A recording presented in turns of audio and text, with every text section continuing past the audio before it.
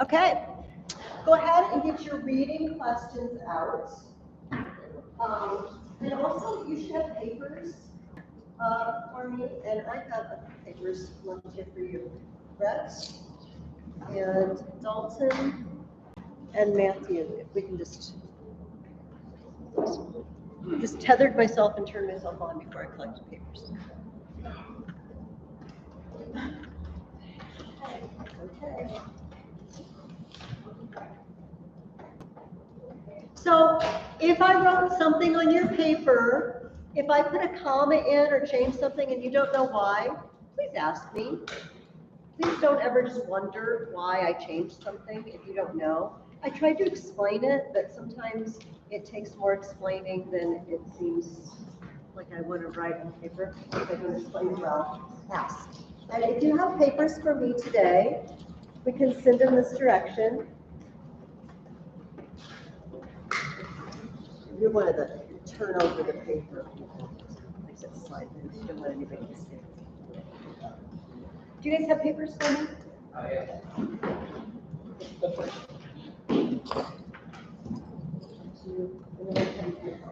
Awesome. Beautiful.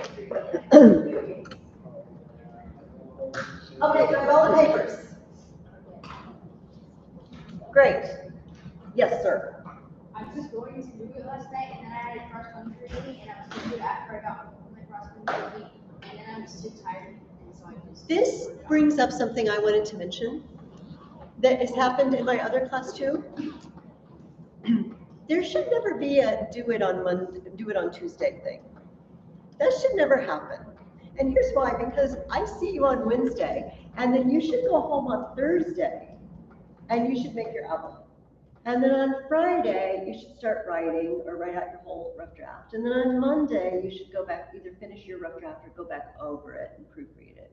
And then on Tuesday, you should maybe write it out neatly with any of the mistakes and make sure you have your simile in it. That's what should happen. And so I never really said that to you. So that's on me, because I just assumed, because I'm sort of that kind of person that does it that way.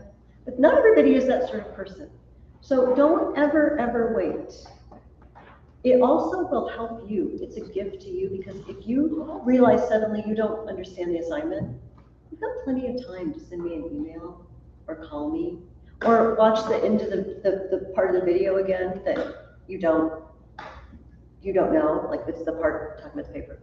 So let's try to do these throughout the week. You never, ever do your best work when you just sit down and write a paper in one sitting. Never. You always, the goal would be to have it done and then let it sit for a day and then go back to it and proofread it. Because you know how, you know what you want to say, you know what you meant to say, but you leave words out sometimes when you write. I mean, I do it too. I don't mean just you, all of us.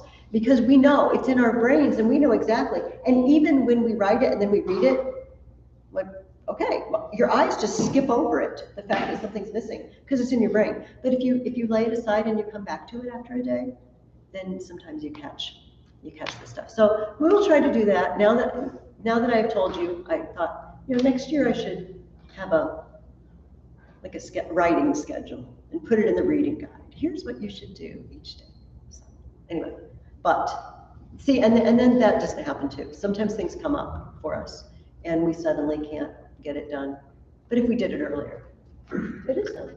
And then you can go have fun. Okay, let's look at Sparta today. Let's answer the last question first. Would you like to live in Sparta? If you had your choice, we have a time machine parked out in the parking lot. We can zap you anywhere you want to go. Who's going to choose Sparta? I have actually two different sides to this. Oh, okay. Well, great. A balanced opinion. Yeah. So, okay, I love how they're super disciplined and stuff, but then I don't like how they're super disciplined and stuff. Because I'm not a very disciplined kid. Actually, that's a lot. But he loves it. He has to be disciplined. Oh, I see. Exactly. Wait, what? Paradox. What? Okay, so what I was thinking was, I would love to live in Sparta because everyone there, it's like super big punishment for like messing up and stuff. Like, Indeed. stealing, and so I was like, hey, that would be great. We live in Davenport, we need that. But then over here on the why I would not want to live there is because of the severity of the punishments. Like say for instance, someone messes up, they're like, okay, that was a bad decision. I want to stop that. They can't. They're like, okay, you messed up. That's it for you. Yes. So that's why I would like it. I mean, actually, I'm not going to go around civilian. Because the punishments aren't as harsh, but Okay, that's discipline can be a helpful thing. yeah. But when it's overdone, so this is my philosophical sideline. So Aristotle wrote a book called the Nicomachean Ethics, the Greek philosopher Aristotle. And in this, he talks about the golden mean, that the perfect amount of virtue is right in between two extremes. So cowardice, being a coward might be here, and being rash, just running into a situation without even thinking it, but being brave is in the middle. You know, you have enough fear that you know there's danger, but you have enough courage that you go in anyway.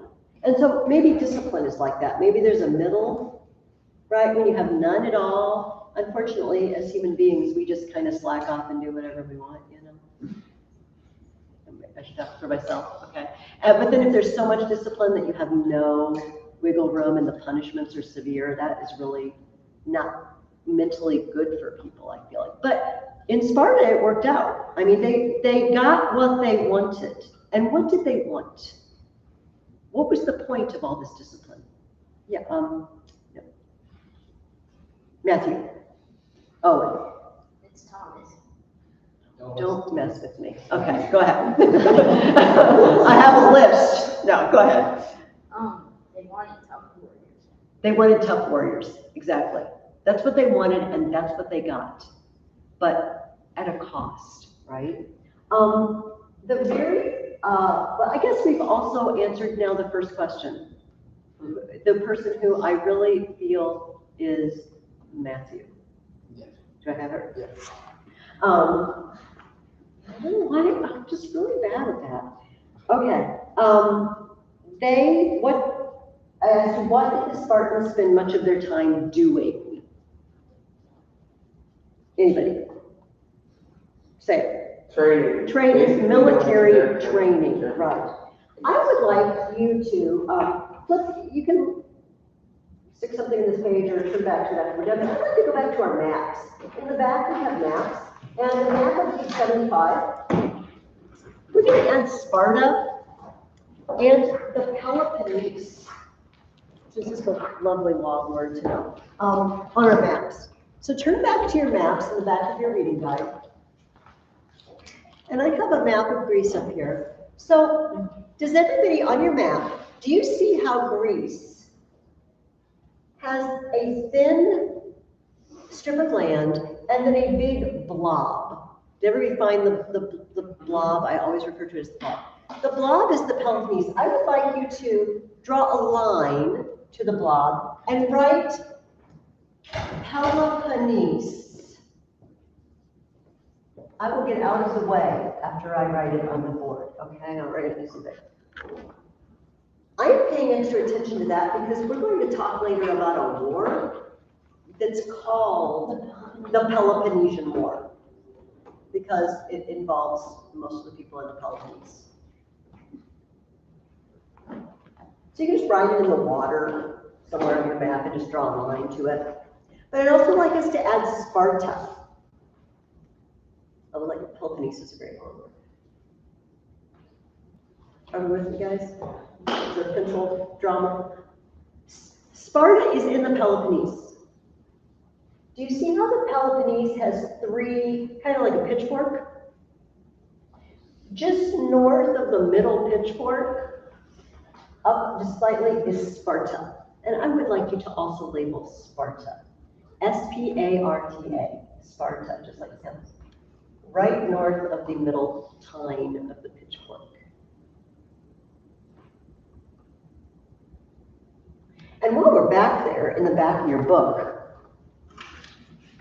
let me, well, we're skipping around on our, okay, we'll wait. No, actually, we'll do it now. I will add this in. I'll leave that if we're still doing it. But we're also going to turn to page 71, the timeline. This is on page 71. And it says 1000 BC, 500 BC. Am I going too fast? Is everybody with me? And you should already have something on this timeline. What is it? What is it? The 776 BC Olympic Games. Olympic Games. Dorothy Mills tells us a lot about the laws of Sparta, and she mentions a man named Lycurgus. That Lycurgus is the man who supposedly made the laws for them, set up Sparta the way Sparta it was the way we knew it. We don't really know if Lycurgus was an actual guy or just a group of guys. We don't really know much about him that's not legendary. But if he lived, they thought he lived in 820 BC. Now, question.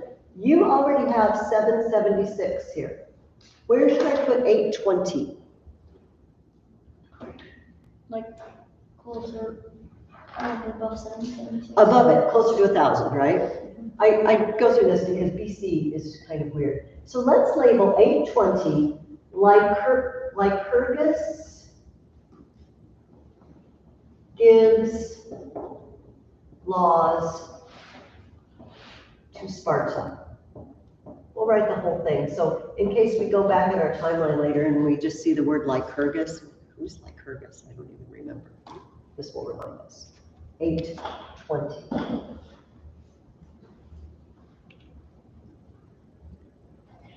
And you might remember that last week I told you that 776 was the oldest real date, historical date we know of in ancient Greece, where we know actually something happened. So you'll notice Lycurgus is before that. That's because we're kind of on Lycurgus. We don't really know much about him, just stories.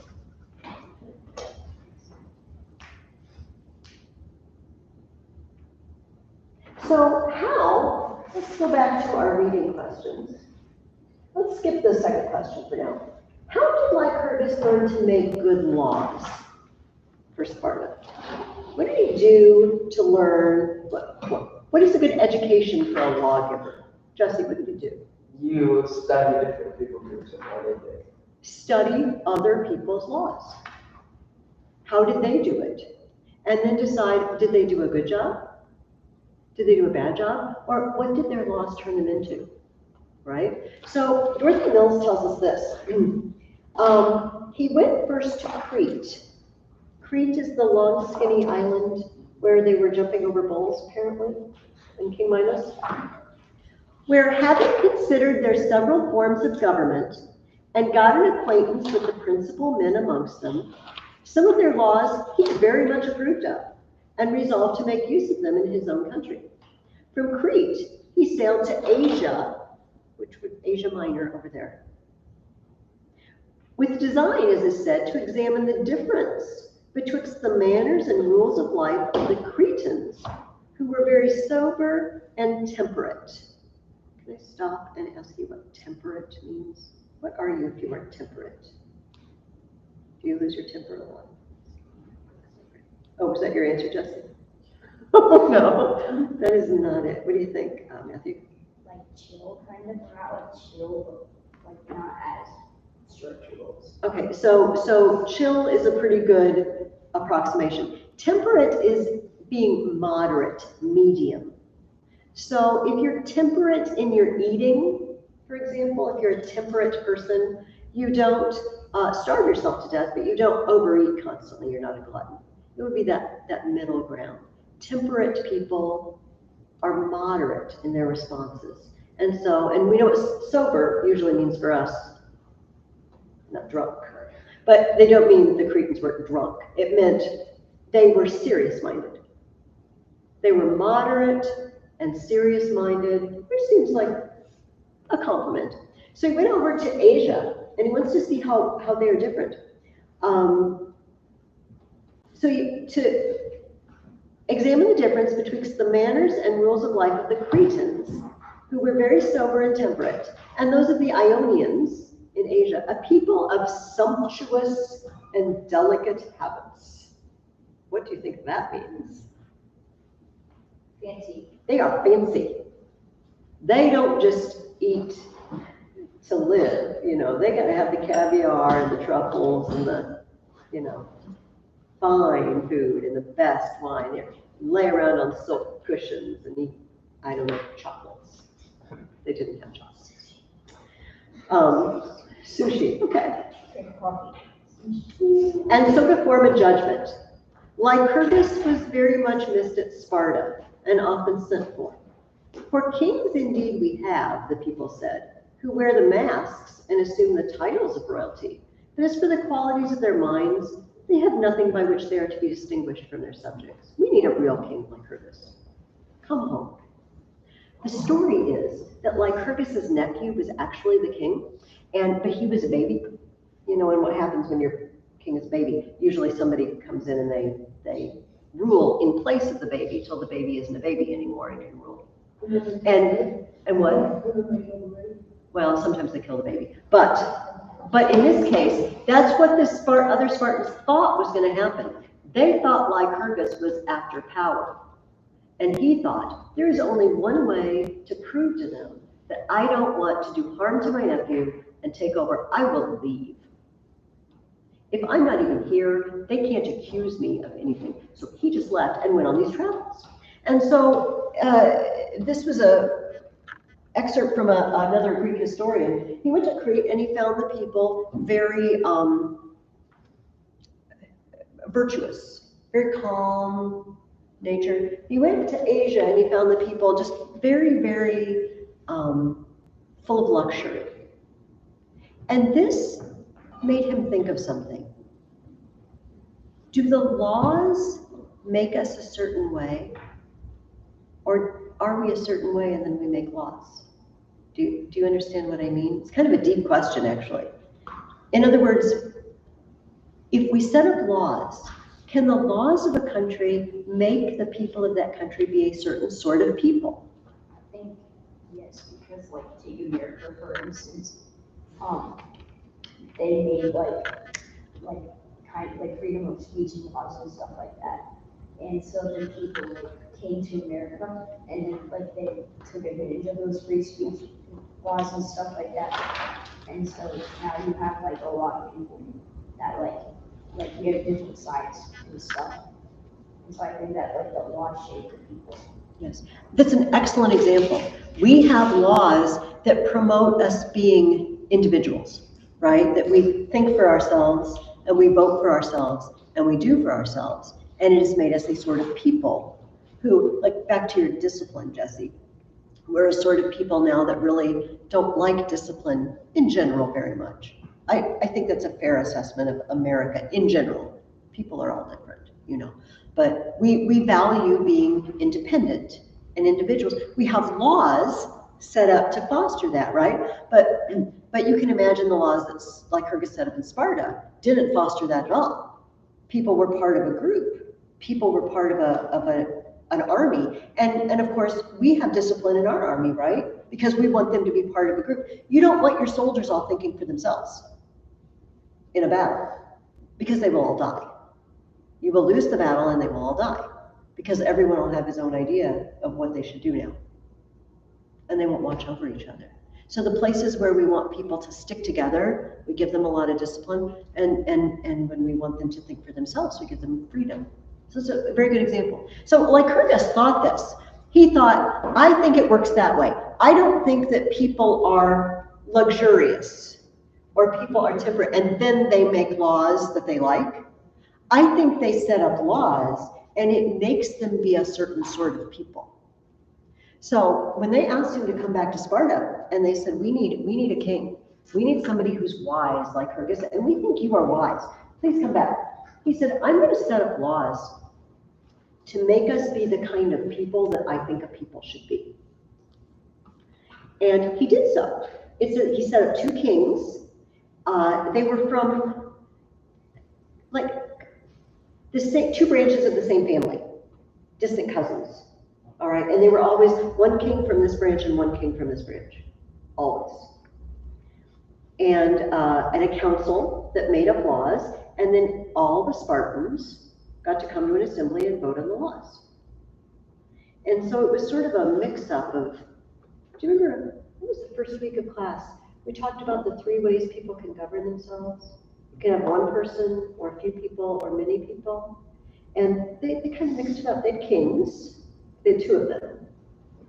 And then they let the people vote on laws, but then they had a council. They had a few people that were a council to draw up the laws, and it's kind of similar to what we do, right? We have a president, and then we all vote for representatives, but then the representatives make laws. He looked around, like Hergus did, and he decided that the richest were not always the best governed, and that wealth did not always bring happiness. Do you agree? Okay, are there ever wealthy people who are unhappy? Can you buy happiness? You can't, can you? In Asia Minor, they were living high, but it doesn't mean they were happy. And in Crete, they were living more simply, but it didn't mean they were sad. So he said, you know what? It came very close to the money is the root of all kinds of evils, it says in the Bible. And he thought, I don't need people obsessed with money. Because when you're obsessed with money, well, what do? You try to get more. And sometimes you do it by cheating your fellow citizens, or traveling all over the world and trading and trying to get more money. So I don't want people like that. So does anybody remember what he did to make it so that the Spartans would not care too much about money? It was very clever. It wasn't Matthew. Did he make them like not pay for their food, but or when they're being trained as like kids, they had to like steal their food? Yeah, that was one thing. Yes, he didn't really give them means to buy things, but it was even another thing that he did that made that happen. Does anybody remember?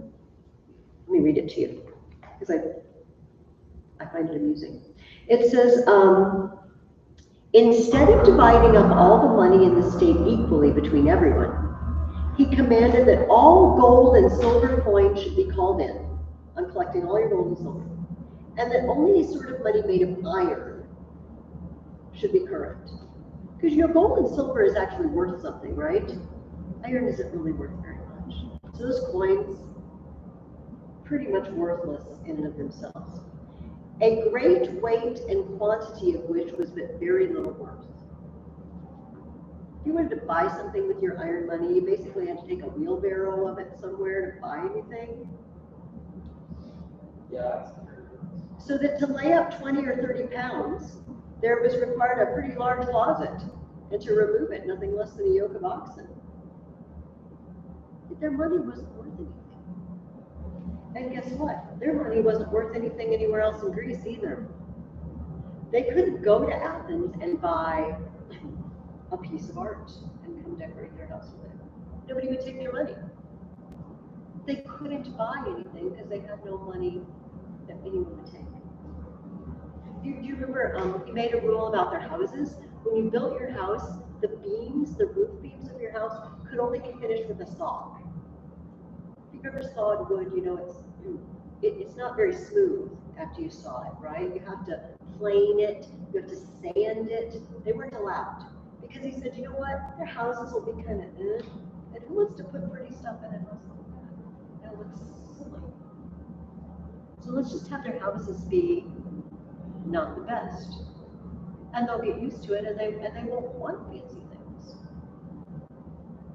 Does this seem mean, or does this seem okay? It's kind of genius.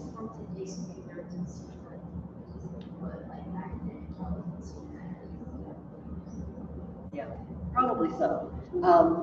So yeah, he said there's no means of purchasing foreign goods. And then we go to what Matthew was talking about. They all eat together in what we would call a cafeteria, all the men, a public cafeteria. People took turns bringing food in. It was very simple food, nothing fancy. Occasional fish and meat, mostly vegetables, bread, wine. And wine isn't as fancy for them as it seems to us, because everybody in the ancient world, that was the main beverage that they drank, wine. They watered it down though. But Sparta had this, nobody knows what it was like. They called it black broth. And apparently it was just nasty.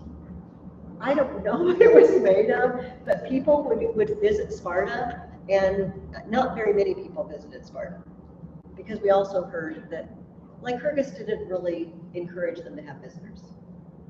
Because visitors come in and they got their fancy clothes on, and they got the gold coins, you know, and he doesn't want them rub the bad habits of these guys rubbing off on his Spartans. So they didn't really have a lot of visitors. But when they did, they took them to these cafeterias and fed them this black broth, which, like I said, nobody else in Greece had anything good to say about whatsoever.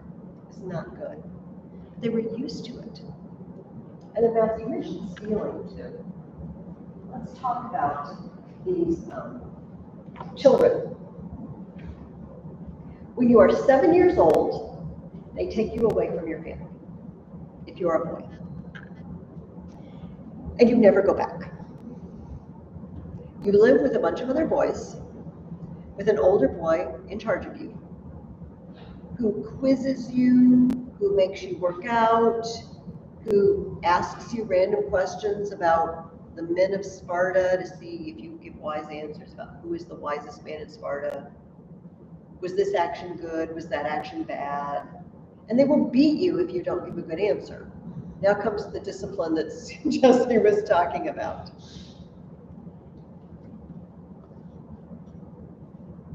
The older boy would send the oldest of them to fetch wood, and the weaker and less able to gather salads and herbs, and these they must either go without or steal, which they did by creeping into the gardens, or conveying themselves cunningly and closely into the eating houses. If they were taken in the act, they were whipped without mercy, for thieving so ill and awkwardly. They were not whipped for stealing. They were whipped for being bad at stealing. So bad they got caught.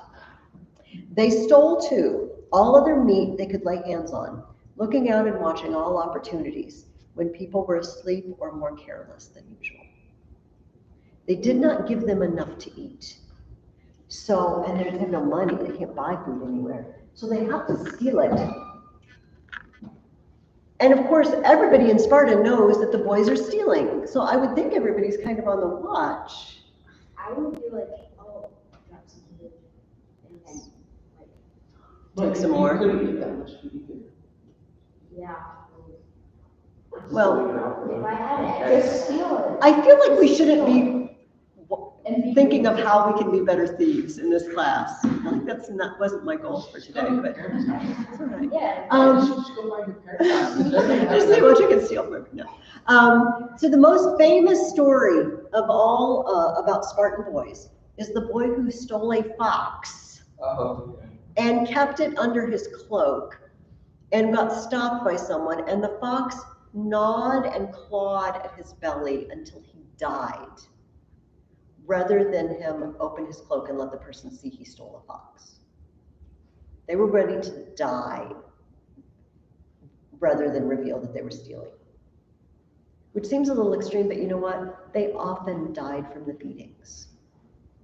I hate to, it's just ugly, but it's the ugly truth. They would die from the beatings. It was a brutal discipline. Much, we mentioned like the American army, being in the army, it was not even close to being in the army. I just said them in classes.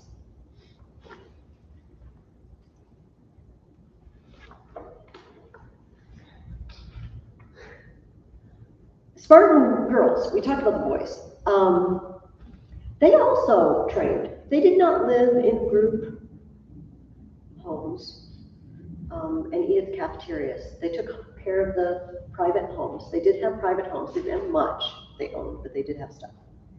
And took care of the girls. But the girls, learned the normal things that you would think for homemaking, but also physical training, because they thought they wanted their girls to be in shape so they could grow up and be moms to healthy boys. But the better shape the mom was in, the better shape the kid will be in, which is actually more or less true. So the women also were tough. And these Spartan moms, it's famous. So the Spartans had these very large round shields. And they would say to their sons when they went out to war, you come back with your shield or on it. In other words, don't you throw your shield down and run away. You either bring it back from the war or they carry your dead body back on your shield. But don't let me hear about you throwing your shield down and running away with your shield on it. That's tough. That's tough motherhood. But this was the goal of the society, to make tough warriors. And the moms had to be tough too. And let their sons go and tell them, you fight hard, son, or you die. Although we do know they did throw their shields down sometimes. There's a famous Greek poet from not long after the supposed time of Lycurgus. His name's Archilochus, and he wrote, we only have little snippets of his poems. We don't have whole ones, because most of them have been destroyed. But there's a famous one about let somebody else strut around with his shield. I'm throwing mine down in the bushes and running away. He says, shields are cheap. I can get another one. Spartan moms would not approve of that at all. Now, part of the society then. yeah, it was. I mean, it's amazing, when I think I set on my glasses and made them crooked. This is the second pair I've done that to. Oh, I can still see. This brings us to our second question, the one that we haven't answered yet. Who are the Helots? Rhett. The slaves. The slaves. Okay, now this is another reason why you need to be a good warrior if you live in Sparta. Yes, Matthew, go ahead. You have to have slaves. Were there more slaves than there are Spartans? Oh, way more slaves. Wait. There's an uprising. You need to be able to fight. That's exactly it. Maybe even like 10 slaves for every one Spartan. Outnumbered 10 to 1. Did you have something to add, Jesse? And exactly, if they ever got their hands on weapons and decided to have an uprising, and they did sometimes, they would easily kill everyone. Fortunately, they weren't very good with the weapons when they got their hands on them, because they had no practice. If you gave me a sword, I really wouldn't do much harm, except to myself, probably. So they weren't trained, but occasionally there were uprisings of the Helots, and the Spartans would call to the neighboring city-states and say, come help us with our slaves. We need to do something about this. But if you think about it, if you're going to train all the time, if you're going to work out all the time and be in training all the time, who's going to go out and grow the food in the fields? Who's going to take care of the animals that you either eat or sacrifice or use to pull the plows?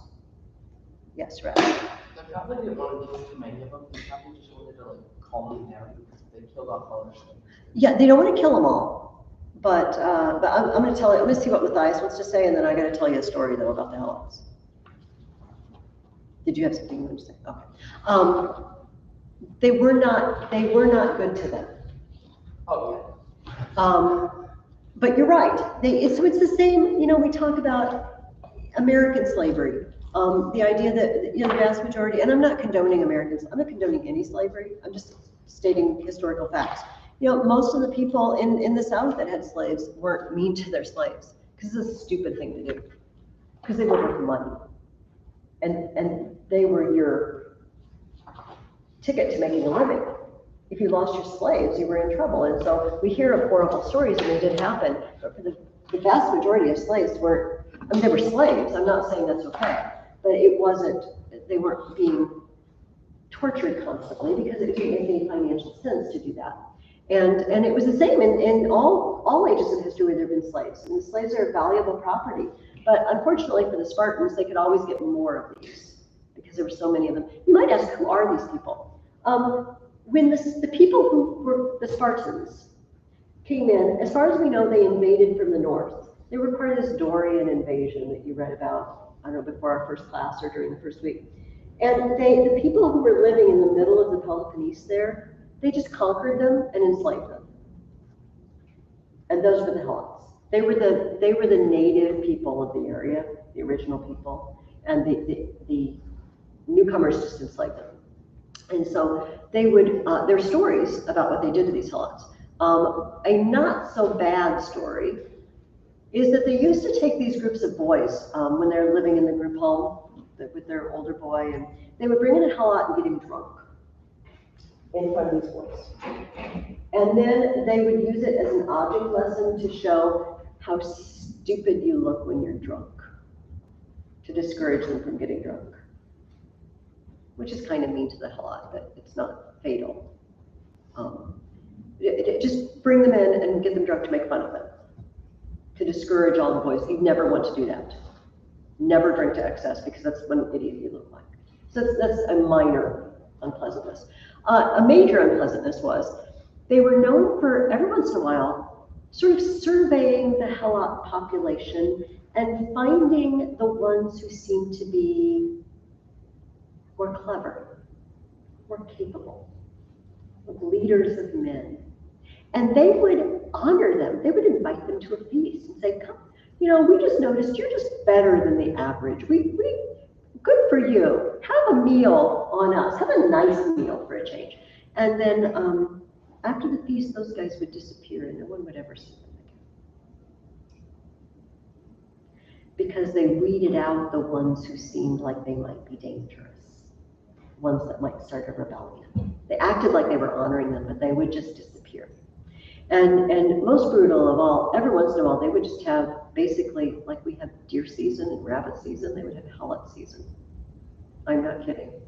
And Is that what they call no, it's not what they called it. But it was more or less the same, except you didn't have to get a license, And they would just wipe out part of the population, just to keep them under control. I mean, you need enough to do your work, but you don't want so many that they become a threat.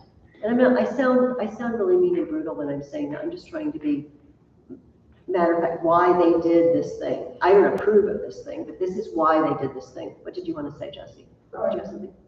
So that is Sparta. They got what they wanted with their laws. They got the people they wanted. And so Dorothy Mills tells you the story that Lycurgus went to the oracle at Delphi. Initially, when he was thinking of going back and setting the system up, and he asked the oracle, is this good? Are these good laws? And they said, they said, I don't even know whether to call Lycurgus a man or a god, the oracle said. These are such good laws. And so you should go set this up. So he did. And then he set things up, things were going well, they were going in the direction he wanted to see them go. And he said, okay, I'm gonna leave. I'm going to travel a little more. And you have to promise me not to change anything till I get back. So we promised. So he left and he went back to the oracle and he said, have I done a good job? And the oracle told him, the country that follows these laws, the city that follows these laws, will be famous and endure as long as they follow the laws. He said, good, my job is done. And then the story is either he just didn't go back or he killed himself, in which case he didn't go back either. But either he just traveled or he committed suicide because he made them promise, don't change anything until I come back. And then he never came back. And if this was about the year 800, for a good 500 years or so, the Spartans are going to follow these rules. And as long as they did, they were the major power, one of two, but the major military power in all of Greece. And for a while in much of the Mediterranean. And when they changed them, they were not anymore.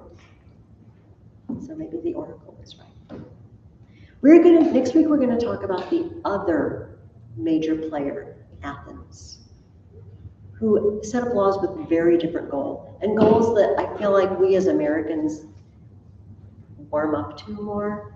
We don't really want to have a military state where we're all warriors, but we like the ideas of freedom, and we like creating beautiful things and having beautiful things. And that's Athens. Maybe that's why people gravitate to Athens more than to Sparta. Also, I don't think any of us wants to live on black rock. Don't. Can you visit Sparta? You can visit Sparta. I did not have a chance while I was there, but it is, I don't know, Brett, that there's an actual city of Sparta anymore. Like, there is a city of Athens still, you know, obviously, the huge city, people are living there. I don't know if anybody's living in Sparta or it's just like visiting ruins. Mycenae, where that lion gate was, it's basically just a place of ruins now. Sometimes these towns, though, have the ancient town and then they have a modern town nearby, and I don't know what Sparta's like. But yes, you can visit Sparta. I don't know what there is to see in Sparta, you see, because they didn't build magnificent, big, beautiful things to leave behind for posterity. They weren't concerned about building beautiful temples and statues like Athens was, so I don't even know what's there. Yes? Don't people live in Athens? Yeah, oh yes, Athens is a huge city today. Yes. And the part that's just, the part that's the ancient city is just a tiny, tiny section of a huge sprawling city. We took the bus ride out of Athens to go to Delphi. I bet it took us 45 minutes just to get out of Athens. It's like getting out of Chicago. You know, I mean, you just drive for an hour when you leave Chicago, right? And it's just city the whole time. It's filled with that. Okay, so next week, read chapter 6. That's your first assignment for next week. We'll go ahead and erase this. Pull this down. Let's talk about your writing. And then we'll spend the rest of our time looking at our previous book. Is there anybody, I need you to be very, very truthful. Is there anybody who is struggling at all with taking a story and making an outline? Was this last assignment hard for anyone? I know it's really embarrassing to raise your hand if no one else, but please tell me. Or were you okay? Because I will do another one together if you want. But I like to give you the freedom to do it yourself if it's easy. Okay? Well, here's what I'd like you to do. I would like you to take, one more time, I'd like you to pick any story you want and outline it. But you have 2 choices this week, okay? First of all, if this is, nobody said it was too difficult. You're all witnesses of each other, no one said. But if it's still a challenge for you, you could do the same exact thing that you did this last time. Choose another story, make an outline, then retell the story. But if you would like a challenge, and also if you would like some more of that freedom and a little less of that discipline that we were talking about, I will give you an option. You can take a story and keep the problem in the story the same, but change the setting and the characters. Let me give you a couple of examples, okay? Yes. So do you remember the story of Arachne? Right? She's the girl who weaves like gangbusters, but she decided to just say, I'm so good, Athena, you stink. I don't know that she said that. But she dissed Athena and got her just rewards for that, okay? And was turned into a spider who forever weeps. What is the problem in that story? Someone thinks they're better than someone. Someone thinks they're better than someone else who's really good. So we can just do a completely different story. Yes, exactly. Just keep, and what I'd love you to do is write at the top the story that you got the problem from. Let's pick another one. Narcissus. The guy who just can't stop looking at himself. What's the problem? Okay, somebody you want to add? Do you want to change that at all? Oh, yes. Okay, so vanity. Somebody who is so vain that it's paralyzing, that it causes a problem for them. What other story can we pick? I'll keep it in this book.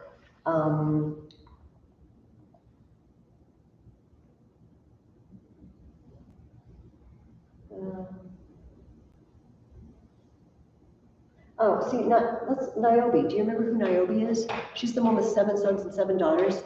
And she says, I'm so much better than Artemis because Artemis only has 2 children and I have 14. Until Artemis and Apollo go and mow down all 7 sons and all 7 daughters. What is that problem and what's it similar to? What is the problem in the story where a lady... It's kind of like Arachne, isn't it? In fact, a lot of these stories are like, I think I am better than I am. And it gets me into trouble. So do you see the idea? We can even pick one of these because it's fun, but even like the fox and the goat story. What's the problem? The goat's dumb. Okay, but that's very specific. That is the problem. But make it bigger? Tell me the problem without using the words fox or goat. Animal A. But then you use the word animal.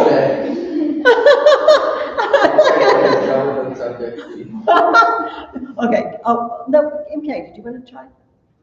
Go for it. What do you think the problem is?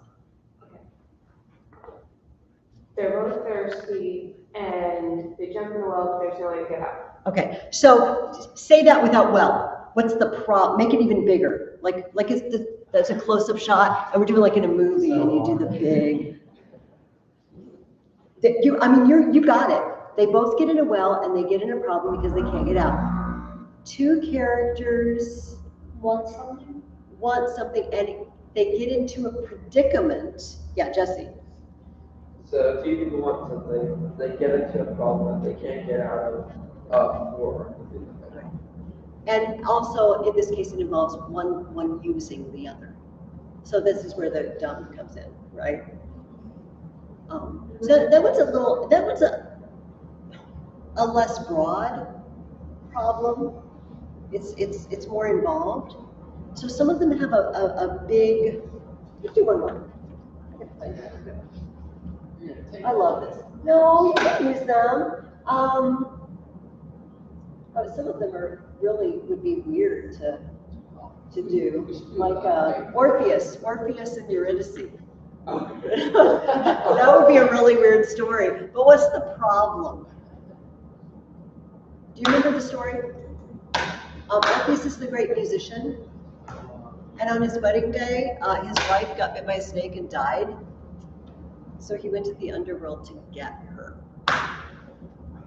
He didn't have enough faith, though. He didn't have enough faith, and he looked back. So what? Because you could make this problem as narrow and as big as you want. So what would you say the problem in that story is? Make it big. Person A died. Okay, see, that's very specific. It wouldn't have to even be dead. What do you do? It is. It makes me think of Last Flight. It does.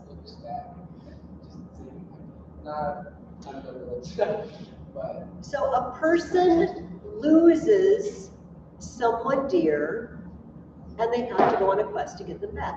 Do you see? It wouldn't even have to be dead. Do you know what I mean? It could be, I don't know, I was going to say a volcano. You're probably dead if you're in the volcano, yes. Person A went away, person B looked to see. Oh, and she made a poem out of it. See, so if you want to, this gives you a lot of freedom, because these characters could be in outer space. They could be wherever you want them to be. But I would love for you to see if you can isolate the problem and keep it the same, and then do whatever you want with the characters in the setting, but just make them have the same problem. We're going to go back to this idea that there's only a certain number of plots and problems in the world. A lot of authors, if you start looking at it, you find out they just changed the character in the setting and the problem is still the same. It's the same problem. Does that make sense? But everybody look at me. You don't have to do that. If that sounds like it would be a really hard thing, just do what we did last week. And this is the last one of these we're going to do, and we're going to move on, okay? What are we doing next? You will have to come next week and find out. But I do want you to add something else. Yes, Ella? Oh, absolutely, you can use the same story and just use the problem. Absolutely. I would like you to add a simile. I was talking to the class before class about the similes that I enjoyed. And one paper, it says the fox who was as dumb as a rock, which is like, okay, it's not far above the rock. But then the next one I picked up said the goat who was as, what did I say, the fox? The goat who was as dumb as a rock. The next one said the goat who was as dumb as a chicken. And I have a chicken, and it just doesn't seem to ever be able to figure out how to get out the door of the coop when we open it, after years. It's not their fault, they can't They do remember things because, oh, it knows the garage door is opening every morning because it goes in there, because it likes to play in the cat litter. Why am I telling you this? I don't know, except that chickens are indeed dumb. Okay, so give me a simile, but we're going to add a new thing this week. It is alliteration. Oh, yes.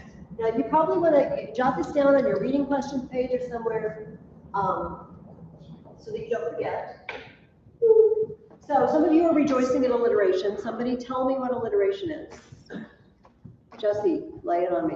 What's alliteration? Okay, so alliteration is essentially whenever you have three words together to describe something, but they all have the same first letter, or like the same first few letters. I am going to take your definition and tweak it just a little bit. They don't have to be describing words. They can just be any three words in your sentence. And it's the first sound. And it's the first sound. I usually use it for description. And you know what? You so can use it for description. It's fine. I didn't mean you couldn't use it for that, but it can be any words in the sentence. Yes. Jealous Jesse. So the reason we say three, hey guys, the reason we say three or more words is because two just sounds like an accident. You know, two, we do that often. If our definition of alliteration is the same starting sound, I just did it without even trying same starting sound. But so three makes it sound like it's intentional. And if you do a lot more than three, you end up with what we would call a tongue twister.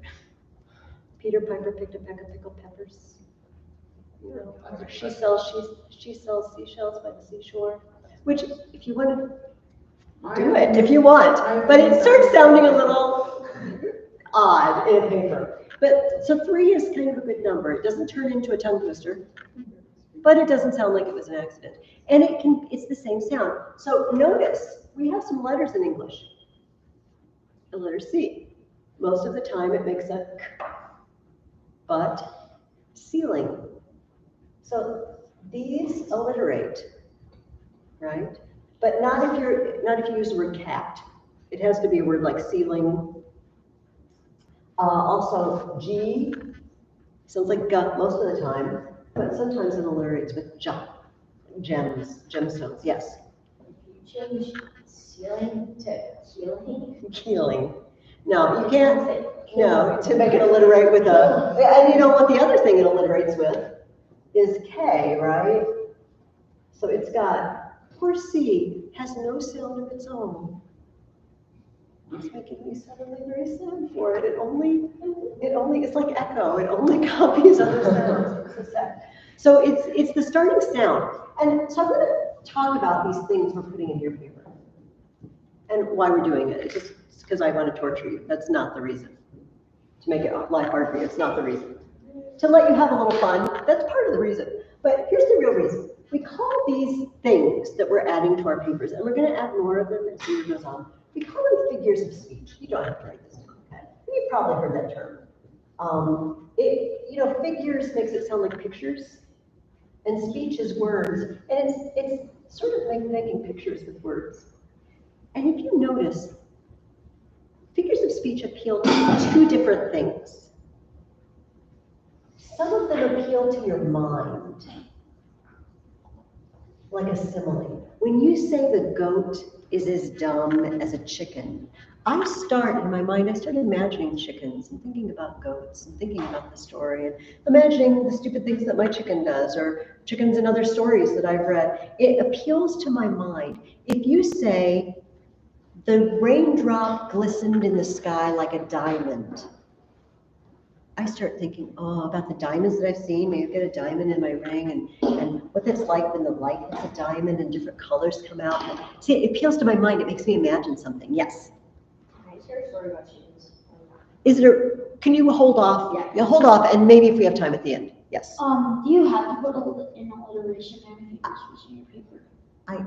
I do want you to put an alliteration. Do you have to put a figure of speech in your paper, or you just talk? These are figures of speech. Oh. These two. All these things we're adding, they're called figures of speech. Okay, so I'm going to take that away. So some of them appeal to your mind, and some of them appeal to your senses. They appeal to your hearing, when I hear the sounds repeating, or they appeal to speaking, because it's fun to say words that start with the same sound. It's fun to say Peter Piper picked a peck of pickled peppers. It's just fun for no reason.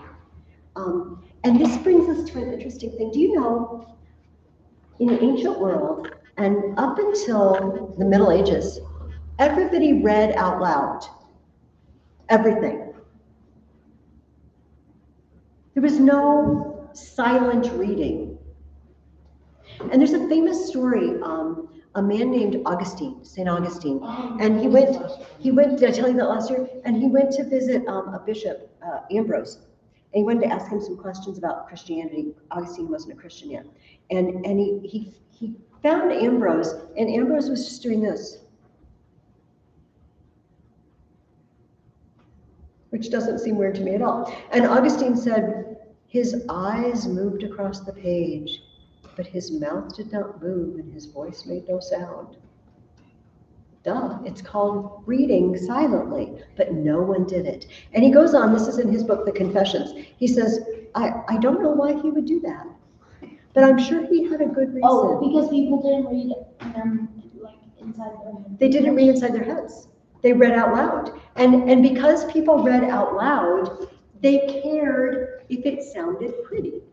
Does that make sense? If you're just reading it in your head, we don't really listen to the way the words sound. But if you're reading it out loud, you notice when words sound pretty. That's why you should always read poetry out loud. Yeah, say again. I feel like I pay more attention to how pretty it sounds in my head, rather than if I say it out loud. I don't really care. Well, and we're used to it, aren't we? It's just what we're used to. But it used to be that when somebody wrote a book in the ancient world, ancient Greece, ancient Rome, then you gave a public reading. You rented out a room and you stood up at a podium and you read it out loud. And everybody heard it out loud. You know, the Bible is a good example. Think about it, for most of the history of Christianity, Bibles were way too expensive for the average person to own. It was a very expensive book to have copied by hand. You heard it read out loud in church. That was your Bible. Because you couldn't have it at home unless you were rich. Many people couldn't read it, but even the ones that could read just couldn't afford it. So you heard it, you heard it read, and you had it read to you. So anyway, it's just kind of fun that some of these make you imagine things, and some of them make you hear things. So add alliteration, repeating the same beginning sound at least 3 times. By the way, they don't have to be in a row, in a sentence. Okay, does that make sense to everybody? You don't have to have 3 words in a row. Okay, so that is your second assignment. You are going to outline and do another story, one more story. You are either just going to straight up tell one of the stories from Greek myths, or you're going to pick one, choose the problem, but make it happen to whatever characters and in whatever setting you might wish. Okay? Does that make sense to everybody? We're good? Okay. Last thing, let's take a look at our book. This week we're going to finish our Greek myths book. And it's only 2 more stories. They're really long stories. But it's Theseus and Heracles, which is what they called Hercules, And he has lots of adventures. Why did they call him Hercules? That was just, well, the question should be, why did the Romans call him Hercules? I feel like that's what we should ask. Why did the Romans change his name? Because he was a Greek guy. I don't know. I guess everybody chooses to say Hercules. Everybody, because we're used to, Because I just was confused when it said Hercules. we're used to the Roman version. Think about it. Our planets are named after gods, but it's the Roman name for the gods too, not the Greek name. We don't call the largest planet Zeus. I think we should just start. We should just start calling them. Wait, would the sun be called Apollo? No, the sun, well, kind of Helios. They called the sun Helios, but Helios was an alternate name for Apollo.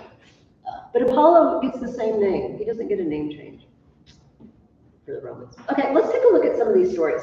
The first one I would really like to talk about is the story of Baucis and Philemon, the old couple that had some surprise visitors one day. Who were the surprise visitors? Do you remember? There were like two gods.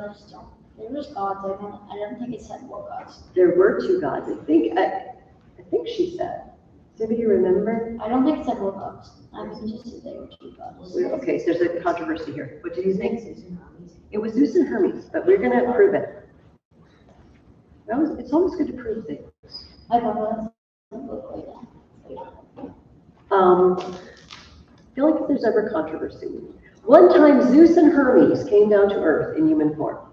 Okay, Zeus and Hermes. And this old couple, they were very poor. They didn't have much. And yes, go ahead. Wait, can I? Oh, go for it, yes.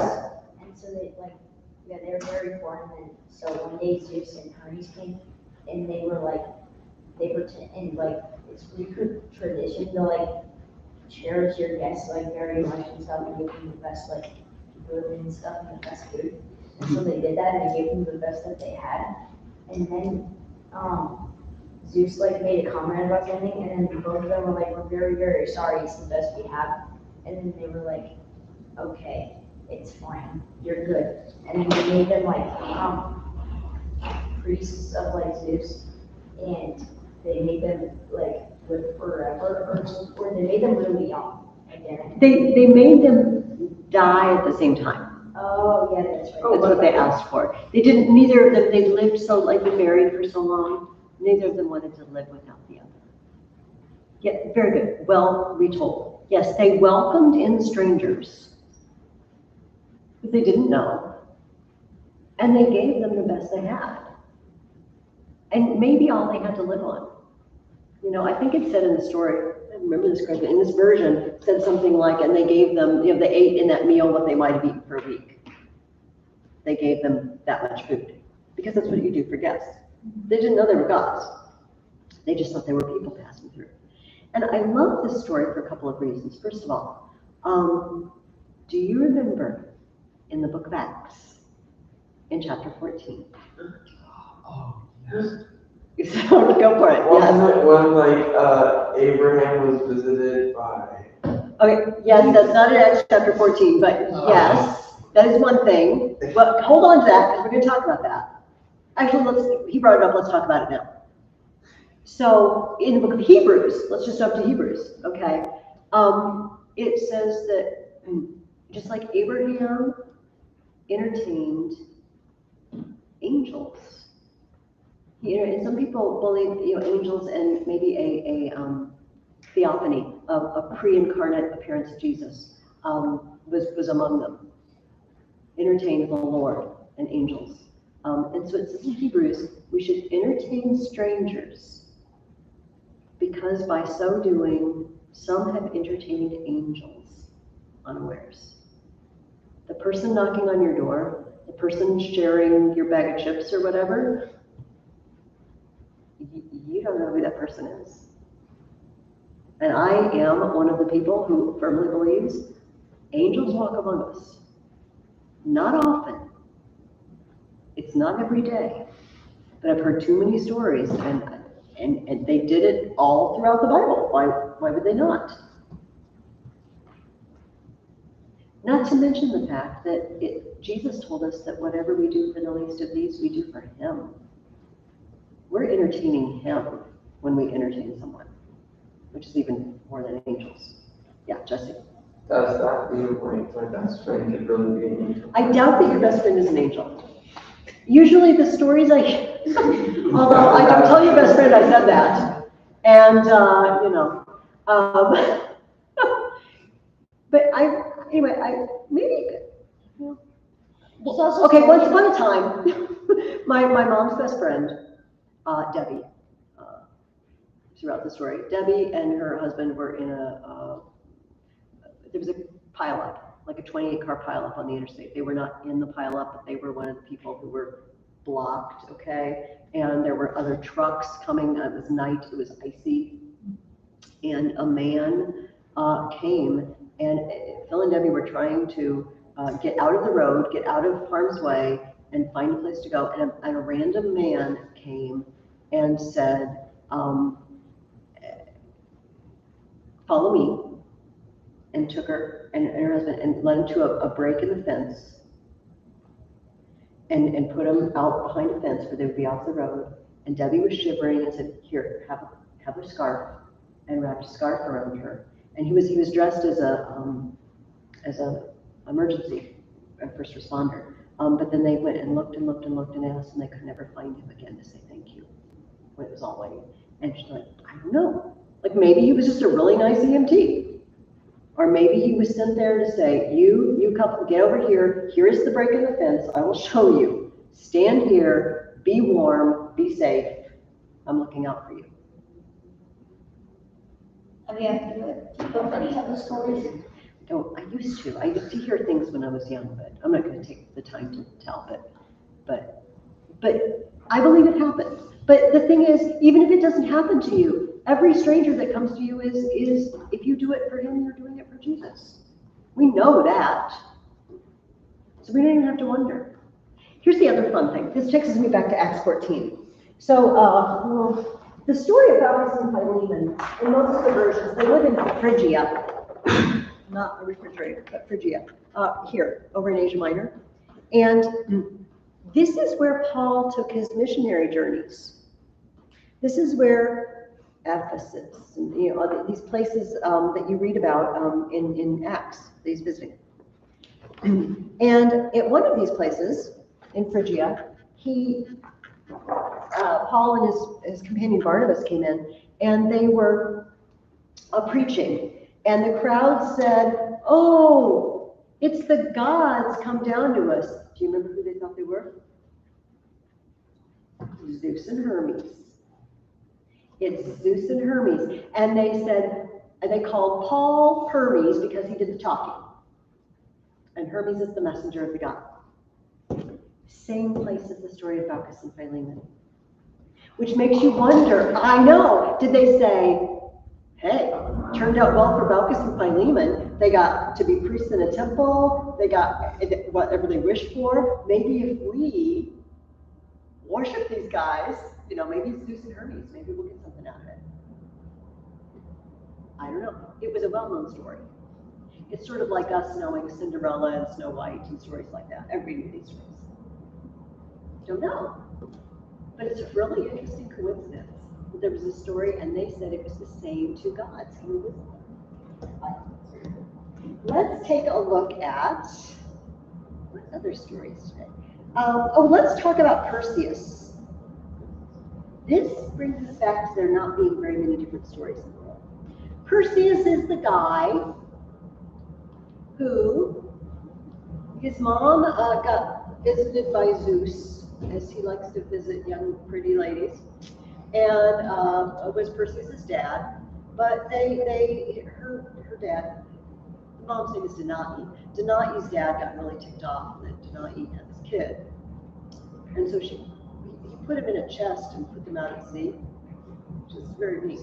So they floated, but they didn't say, yes, I suppose. They floated to an island, and then, the king of the island was irritated with Perseus because he wanted to marry Danae. Anyway, sent him on a quest. He was the one who went to get the Gorgon's head. The Gorgon, Medusa. with the snakes. And what's the downside of visiting Medusa? You will get turned to stone. Do not look, you will get turned to stone. She has 2 sisters that happen to be immortal. Nice, but she's not. That's a bummer. But she can turn people to stone. So she makes up for it. And the king sends Perseus on this mission. He's like, you're gonna die. He doesn't say that to Perseus, but he's thinking, you're gonna die, and then I can have your mom. Because you won't be around to mess it up. But little does he know that the gods are on Perseus' side, right? Mercury, Hermes, says, here, have my winged sandals. Here, have a helmet of invisibility. Athena, here, have my shield. Here, have this help, that help. Here, do it like this. Look at her reflection, and then you won't turn stone. And I don't know, like, that's a skill. To look at somebody's reflection and lop their head off behind them. That's good. He's good. And he ends up going back, taking revenge, and he ends up a mighty ruler from a kid that was put in a box and thrown out. Yes.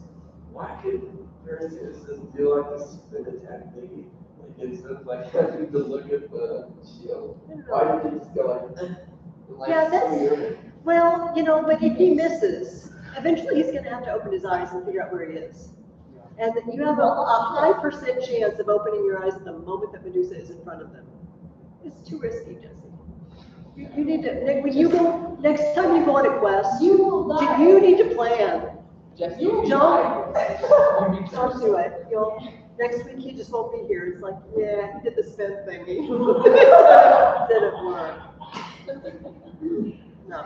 So, have you ever noticed that there are lots of stories where a young, not very important person, usually a young man, has a quest or a goal that proves that he's actually more than he seems to be? I'm just going to say that again. Think for me of a story. There's lots of them. A young man doesn't seem important at all, but it turns out he's got a great goal ahead of him that it's gonna be life-changing for many people, or maybe even save the world. And then it turns out he's more important than anybody knew. Perseus' dad was Zeus. Can you think of a character that started out not very important, but it turns out he had a job to do that was going to save people or the world, and he was going to turn out to be more important than he thought? Yeah, he pretty much started life in a box. What? He pretty much just started life in a box. Started life in a box. That's Yeah. pretty low. That's pretty low. What? Jesus. Okay, Jesus is the supreme example. Jesus, do you remember how we've talked about before that all of these stories echo a longing, an idea? But let's take some people from the Bible. Joseph. Joseph was the second youngest brother. He was just an irritating younger brother, frankly. I had a dream. I have a new coat. Shut up. All right. We are selling you. Go in your plane. And it turned out he saved them all and he saved Egypt. Were you thinking of one? David. I am the youngest son. And Samuel comes to anoint the new king of Israel. He's like, is he the one? Is he the one? He's really tall. He's really good looking. God says, no, he's not the one. God looks on the outward, or man looks on the outward appearance, but God sees the heart. Like, got any more sons? Yeah, only David. He's out with the sheep. Good luck. Good luck with him. He's the one. I'm jumping out of the Bible. Oh, Moses. We can't leave him, because Moses actually did get put in a box, right? And put in the water. We can't leave him out. He was kind of a flip-flop. He was a double up and down, because he was a nobody from an Israel. I mean, he was a priestly family, but he was just, and then he got raised as a prince, and then he ran away from Egypt to the desert, and he was nobody again.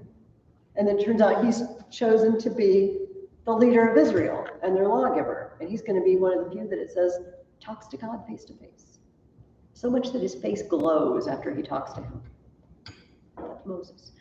Luke Skywalker, he's not in the Bible. I'm jumping outside the Bible now. Luke Skywalker is nobody, he's a moisture farmer on Tatooine. He's just a whiny teenager when we meet him, isn't he? But I was going to go to town and get the power converters. I'm glowing.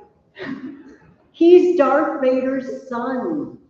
He is going to overthrow the empire, and he's nobody. Harry Potter. Harry Potter is nobody. And somebody said that yesterday, Percy Jackson. I haven't read a couple of my kids read Percy Jackson, but I don't know enough to know about his background. Harry Potter was living in a box, basically, in that, closet under the stairs. And he's chosen. He is going to bring down the evil.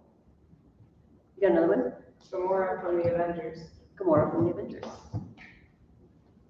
Down her luck. All of the Avengers, really, or all the Guardians of the Galaxy, are down on their luck, low, barely getting by characters. But you are the chosen ones. I mean, especially Peter, who finds out in movie 2, spoiler alert, that his dad is some sort of deity, and so he's chosen to do this. Here, I wrote down many of them as I could think of. But where did I write them? Oh, here we go.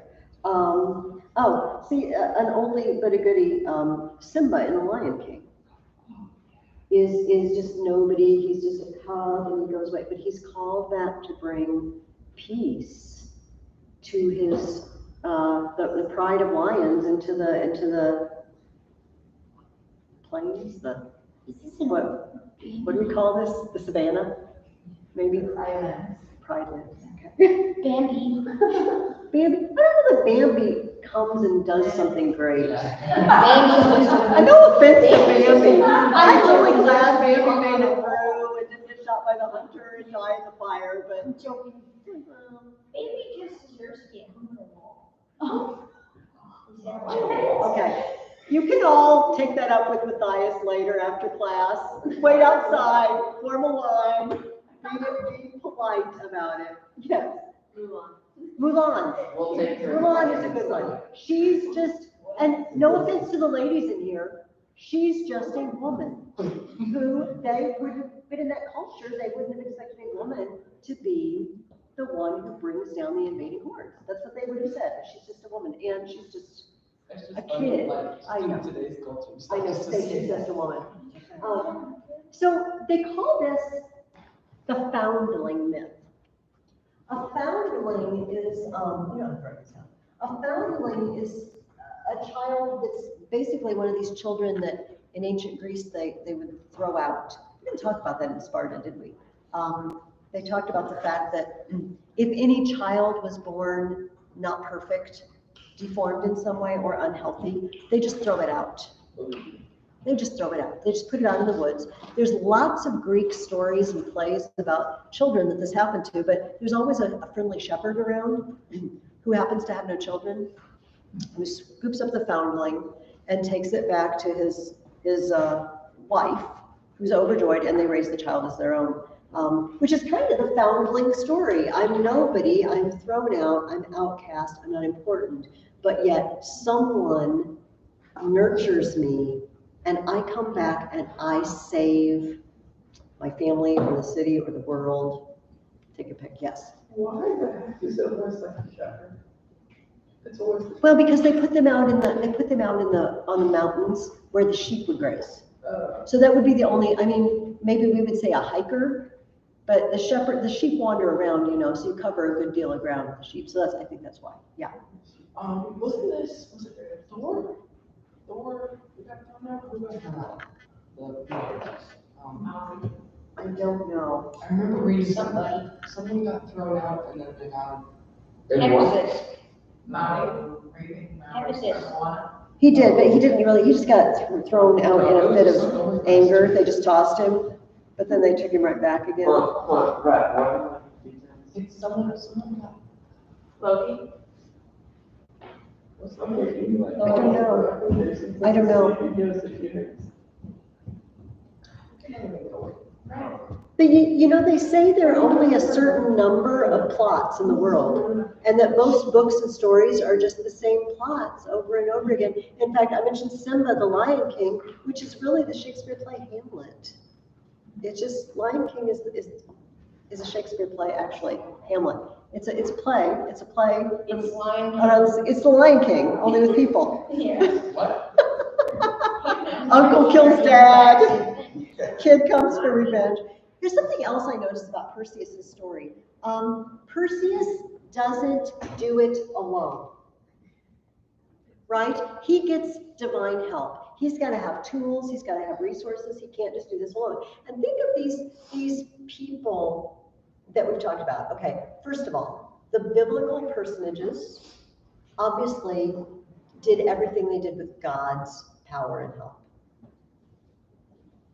But the mirror of that in other stories, in non-inspired stories, think of that. Harry Potter has Ron and Hermione, has, potential spoiler alert, Snape, watching out for him always. The professor's watching out for him always. Luke has Han and Leia. And Obi-Wan would be the most important, probably. Well, that's only for one movie. Well, no, but he comes, ghosty. He comes back to him later. He's around. Yoda's around. Ghosty. I don't know. They're both ghosts. I know. They don't ever do what they do on their own, do they? On their own power. Luke Skywalker has Chewbacca. And R2-D2. He does. Chewbacca is is more faithful to Han. I think. We'll argue that. He is keeping real. So, but you're agreeing with me. He doesn't do it alone, right? He doesn't do what he does alone. And we don't do it alone either, do we? Darth Vader had stormtroopers. Darth Vader had stormtroopers, which can't hit the side of a barn when they shoot. Let's see. Yeah. Oh, we do have time. All right. Let's talk about Meleager and Atalanta.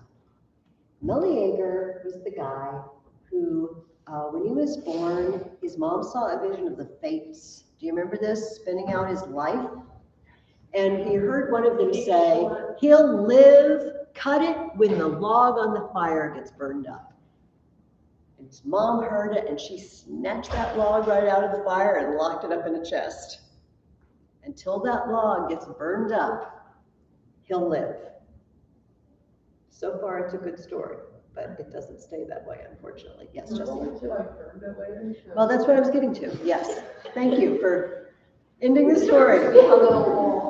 He went hunting with his uncles, and they invited a young hunter lady, Atalanta. She was the fastest runner in Greece. She was a brilliant runner. And apparently good with a bow and arrow too. She would probably have just won the laurel wreath after laurel wreath in the Olympics, yes. If she was alive. But she wasn't alive. Anyway, Meleager honored her so much above his uncles that when they complained, he killed them. Do you remember? And his mom found out that her two brothers had been killed by her son, and she unlocked that chest and chucked that log on fire. And of course he died when it burned up. That's what the Fates said. Good for him. Yeah. But she also was moved with remorse and ended poorly for her, because if I remember right, she then killed herself. Because her son and brothers were dead, and it's a very sad story. But I wanted to point out something. I don't approve of any of these people's actions, okay? Killing other people, I would make that perfectly clear. But those were his uncles, and he honored some stranger girl above his uncles. Like, it's not like his uncles were bad hunters or anything, but he just made over this girl like she was it and ignored his own family. Do you think sometimes we love the wrong things too much? She must have been really pretty. Maybe she's really pretty, she's really fast, she's a good hunter. Could it ever happen that we love something good, but we just love it in the wrong way or too much? Can you think of something that we might honor too much? I mean, it's a good thing. Sugar, caffeine. Fishing, caffeine, sugar. You know what? Probably there could be as many answers as there are people in this room. People in this room. Of something that it's a good thing. Hunting, fishing, recreation. Like, those are all good things. Like, there's certain things we're supposed to not honor, but those are all fine. Technology. You know what? Here's a bad one for me. Books. You know what? There's a time to read, but there's a time to also fix dinner for my husband. And not say, I don't know, and I think there's some cheese in there. I'm reading a book. Probably not the choice I'm supposed to make. Not that I would ever do that.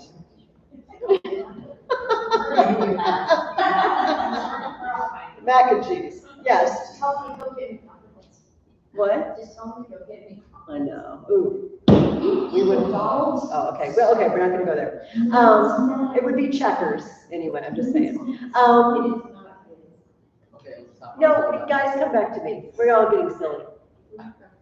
But do you notice how Mel Yeager honored the wrong person the wrong amount? I'm not saying then your mother should kill you if you do that. That's not good either. And you know what? I wonder if his mother did the same thing. This just occurred to me. She honored her brothers above her own son. You see, everybody in this story, not everybody, maybe Atalanta was okay, but we have people that are irritated and loving the wrong things. I wonder what the uncles loved. I think they loved honor. They were irritated because they didn't get honored as much as this girl. Everybody's loving something wrong in this story, and everybody ends up dead in the end. And that's your lesson. They should.